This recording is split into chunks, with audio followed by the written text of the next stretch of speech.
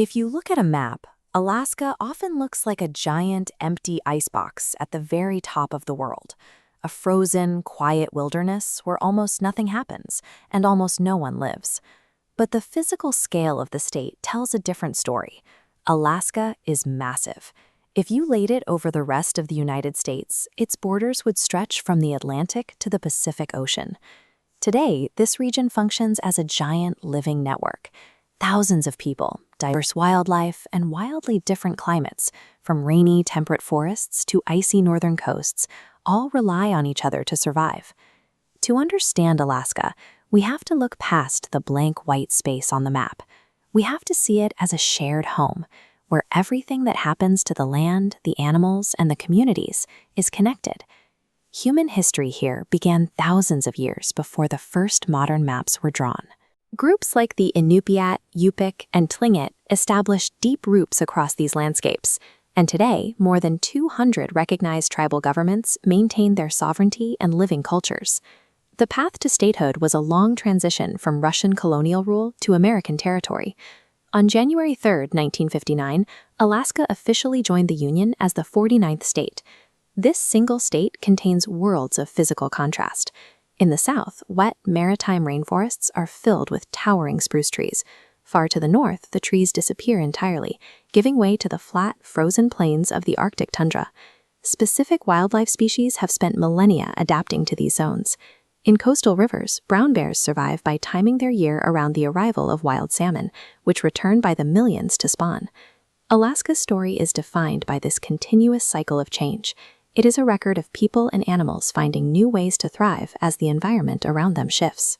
Modern Alaskans represent a wide range of backgrounds and goals. You'll find native elders living alongside military families and seasonal fishers and workers who travel thousands of miles to support the state's industries. The rugged landscape dictates where and how people build.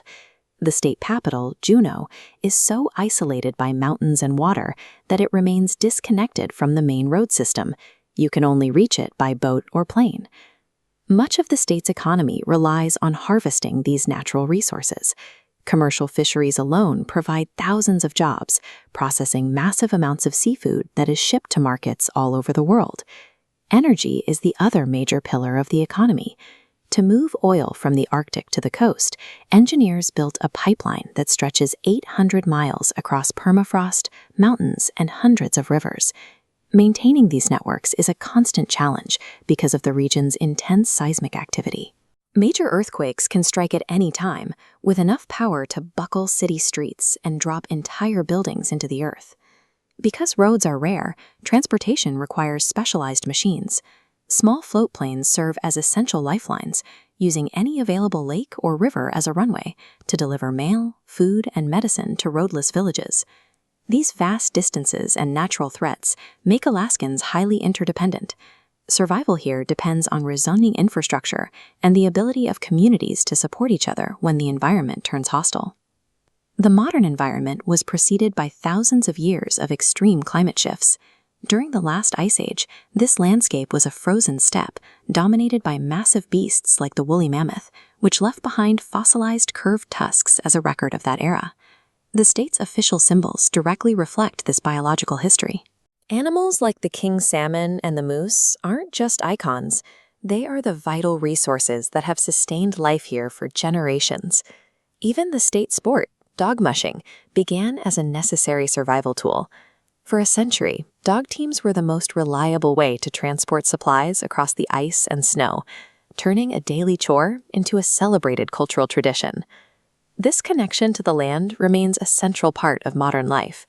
In many communities today, families still fill their freezers with salmon and local game, and artisans use traditional materials to create tools and clothing that work in the Arctic cold. Alaska's motto is "North to the Future." Protecting that future requires an active respect for the delicate balance between the land, the wildlife, and the people who call this massive ecosystem home.